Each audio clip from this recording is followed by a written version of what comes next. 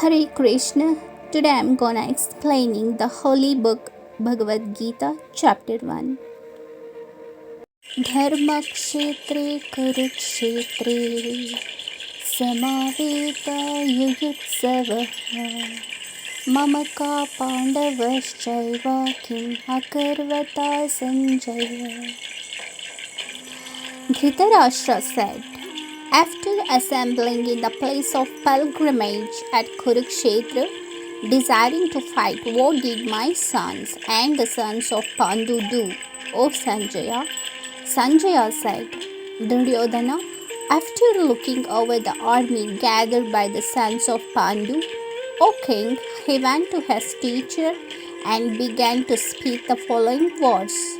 O my teacher, behold the great army of the sons of Pandu, so expertly arranged by your intelligent disciple, the son of Drupada. Here in this army, there are many heroic bowmen equal in fighting to Bhima and Arjuna. There are also great fighters like Yuyudhana, Virata, and Drupada. There are also great heroic powerful fighters like Drishtaketu, Shiketana, and Kashiraja, and powerful fighters like Parajit, Kuntiboja, and Sabya. There are the mighty Yudhamanyu, the very powerful Uttamahuja, the son of Subhadra and the son of Draupadi. All these warriors are great chariot fighters. O best of the Brahmanas, for your information, let me tell you about the captains who are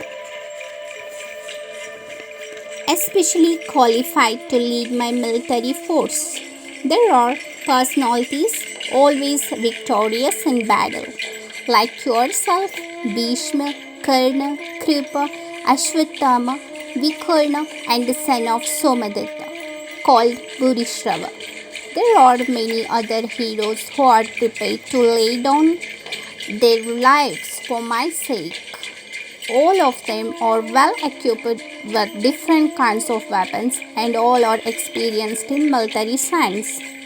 Our strength is immeasurable and we are perfectly protected by grandfather Bhishma, whereas the strength of the Pandavas carefully protected by Bhima is limited. Standing at your respective strategic points in the phalanx of the army, now all of you must give full support to grandfather Bhishma. The Bhishma, the great valiant grandsire of the Kuru dynasty, the grandfather of the fighters, blew his conch shell very loudly like the sound of a lion, giving Duryodhana joy. After that, the conch shells, bugles, trumpets, drums, and horns were all suddenly sounded, and the combined sound was tumultuous.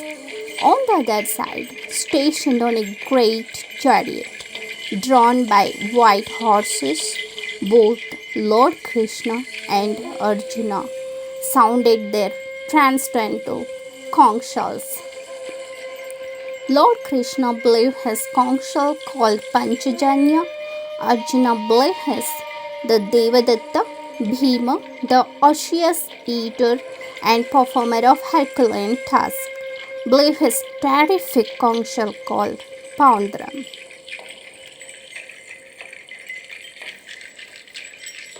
King Yudhishthira, the son of Kunti, blew his conch shell, the Ananta Vijaya, and Nakula and Sahadeva blew the Sughosha and Manipushpaka. The great archer, the king of Kashi, the great fighter Shikandi, Drishtadyumna, Virata, and the unconquerable Satyaki Drupada, the son of Draupadi, and others. O king and the son of Subhadra, greatly armed, all blew their respective conch shells.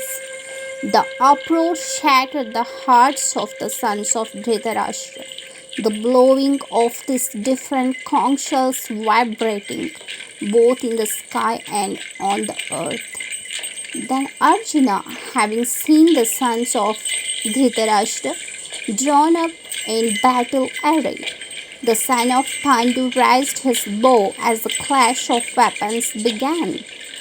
Then these words to Krishna, O Lord of the earth, Arjuna spoke.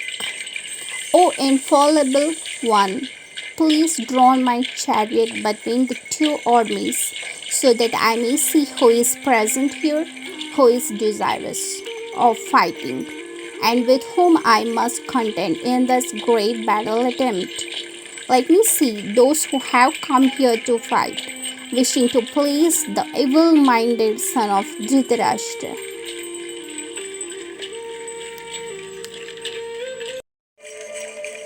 Sanjaya said, O descendant of Bharata, Krishna thus addressed by Arjuna, drew up the fine chariot in the midst of the armies of both parties, in the presence of Bhishma, Drona, and all other chieftains of the world.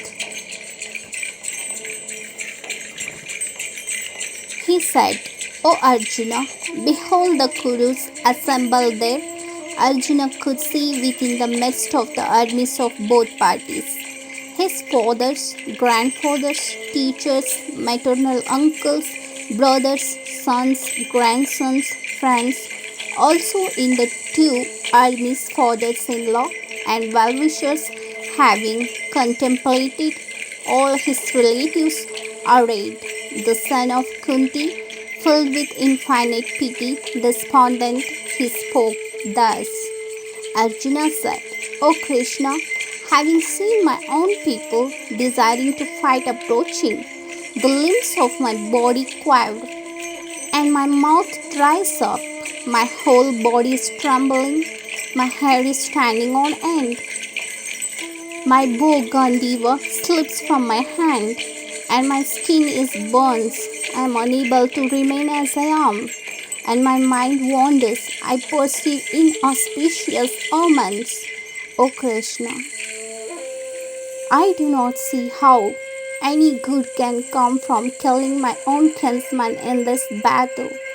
I do not desire victory, O Krishna, nor kingdom or pleasures.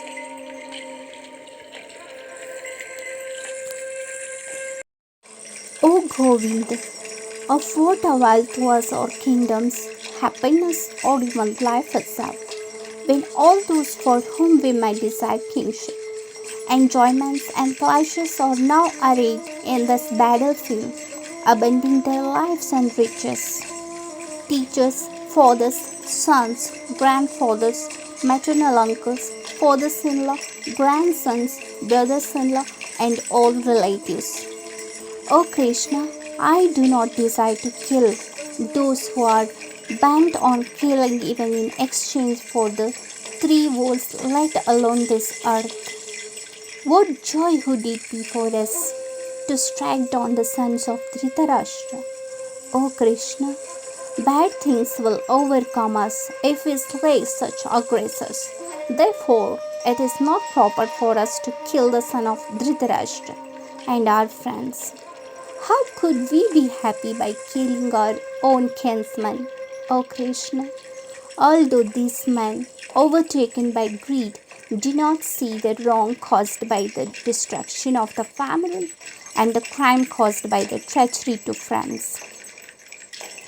Why should we not know enough to turn back from this evil through discernment of the wrong caused by the destruction of family? O Krishna, with the destruction of dynasty, the eternal family tradition is vanquished. When law has perished, adharma overpowers the entire family also. When lawlessness is prominent in the family, O Krishna, women of the family become degraded, and from the degradation of womanhood, O Krishna, comes troubled progeny.